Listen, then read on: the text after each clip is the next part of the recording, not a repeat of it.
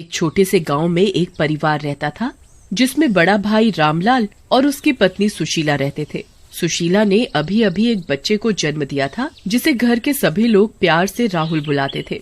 लाल के छोटे भाई का नाम दीपक, पत्नी का नाम कोमल था। उनके एक बेटा था जिसका नाम सूरज था। सभी लोग आपस में बड़े प्रेम से रहते थे, लेकिन जब से राहुल का जन्म हुआ तो सुशीला का स्वभाव बदल गया था। वो राहुल को बिल्कुल भी पसंद नहीं करती थी। एक दिन की बात है, रामलाल कोमल और बाकी के घर वालों को बुलाकर समझा रहा था। कोमल, मैं कुछ दिनों के लिए गांव से बाहर जा रहा हूँ। तुम अपना और राहुल का ध्यान रखना।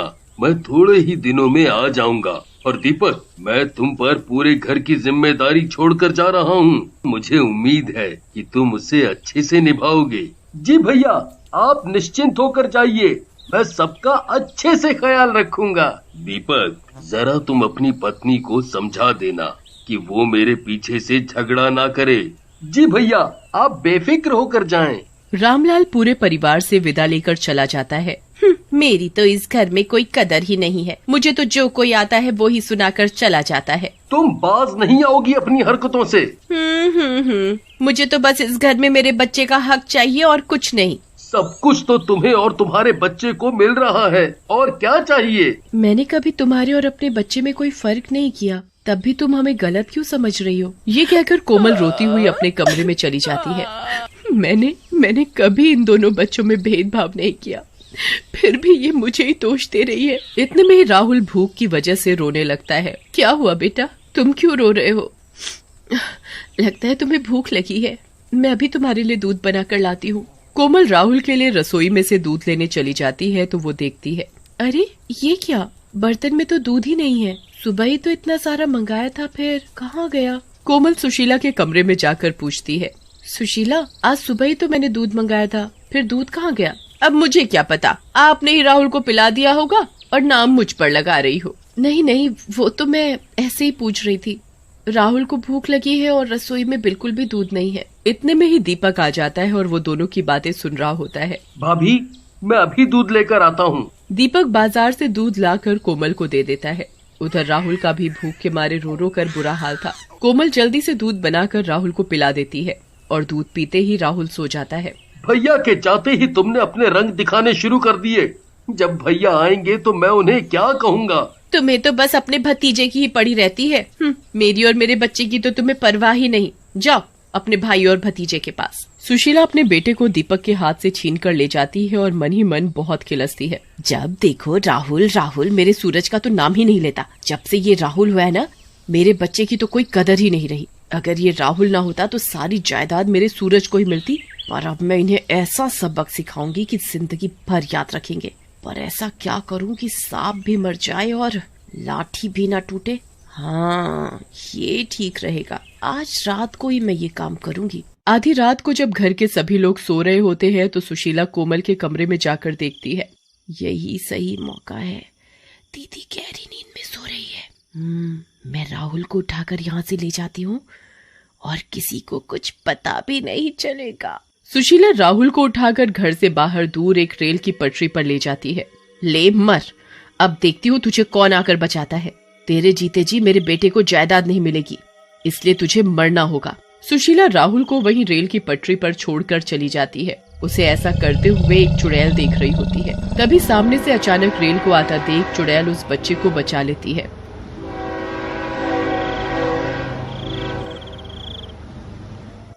अरे, ये कैसी औरत है जो इस बच्चे को यूं रेल की पटरी पर छोड़कर जा रही है? पर क्यों? इसका तो पता लगाना पड़ेगा। आखिर इस औरत ने इस बच्चे को रेल की पटरी पर क्यों छोड़ा? चुड़ैल उस बच्चे को अपनी गोद में लेकर सुशीला के पीछे पीछे चलने लगती है। सुशीला को ऐसा महसूस होता है जैसे कोई उसका पीछा कर रहा हो। थोड़ी ही देर में सुबह भी होने वाली थी। इधर सुशीला रास्ते में सोचती सोचती आ रही थी। इससे पहले कि कोई मुझे देखे, मैं अपने कमरे में जाकर सो जाती हूँ। और अगली सुबह जब कोमल सोकर उठती है, अरे मेरा रोहन कहाँ गया? रात को तो मेरे पास सो रहा था, फिर कहाँ चला गया? मेरा बच्चा कौन ले जा सकता है? कोमल की आवाज सुनकर दीपक और सुशीला भी उसके पास आ जाते हैं। देखो न भैया, मेरे रोहन को पता नहीं कौन उठाकर ले गया। ऐसा कैसे हो सकता है दीदी? रात को तो रोहन आपके पास ही सो रहा था, फिर भला उसे कौन ले जा सकता है। सुशीला मन ही मन बहुत खुश हो रही थी।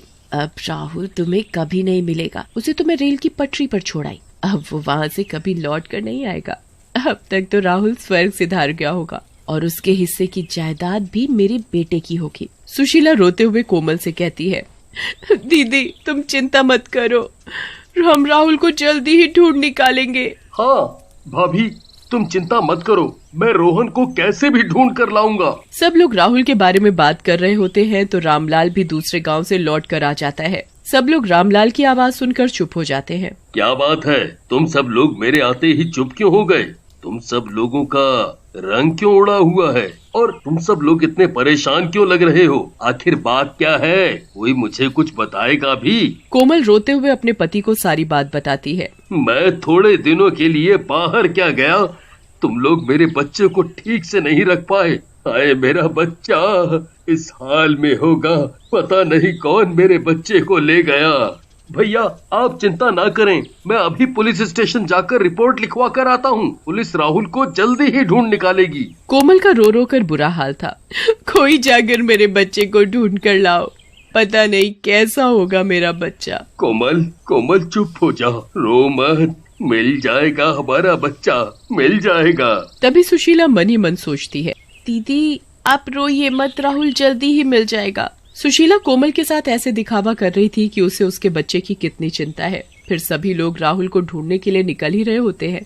तभी दरवाजे पर एक औरत राहुल को अपनी गोद में लिए खड़ी होती है। क्या ये बच्चा आपका है? बच्चे को देखकर, हाँ ये मेरा बच्चा है, मेरा राहुल है। कोमल उस औरत से अपने बच्चे को लेकर उसे चूमने लगती है। रामलाल भी अपने बच्चे को देखकर बड़ा खुश होता है, लेकिन सुशीला राहुल को देखकर जल भुन जाती है। अरे ये बच कैसे गया? इसे तो मैं रेल की पटरी पर छोड़ाई थी, फिर ये जिंदा कैसे बच गया? ये आपको मिला कहाँ से और आप कौन हो? ये मुझे रेल की पटरी पर पड़ा मिला था। हे भगवान, रेल की पटरी पर इसे रेल की पटरी पर किसने छोड़ा होगा? हाय रे मेरा बच्चा। देखिए, मारने वाले से बचाने वाला बड़ा होता है। आप कहाँ रहती हो और आपको पता कैसे चला कि ये बच्चा हमारा है? जी अभी तो मेरा कहीं भी कोई ठिकाना नहीं है और मैं ढूंढते ढूंढते आपके घर आ गई। जब तक तुम्हारे रहने का कोई ठिकाना नहीं मिल जाता, तुम हमारे साथ हमारे घर में ही रहो। हाँ तुम हमारे साथ ही रहो। पर हम इसे जानते नहीं और हम इसे ऐसे कैसे रख सकते हैं? क्यों नहीं रख सकते? इसने हमारे राहुल की जान बचाई है। चुड़ैल भी उन सब के साथ उनके घर में रहने लगती है। चुड़ैल को पूरा विश्वास था कि सुशीला फिर राहुल को नुकसान पहुंचा सकती है, इसलिए वो राहुल को एक पल के लिए भी अपनी आंखों से दूर नहीं होने देती थी। वो सुशीला पर पूरी नजर रखती थी। एक दिन की बात है, सुशीला आज पूरे दिन यही सोचती रही कि वो राहुल से कैसे पीछा छुड़ाए। रात भी हो जाती है। सब लोग खाना खाकर अपने कमरे में सोने के लिए चले जाते हैं तो सुशीला चुपके से उसके कमरे में जाती है।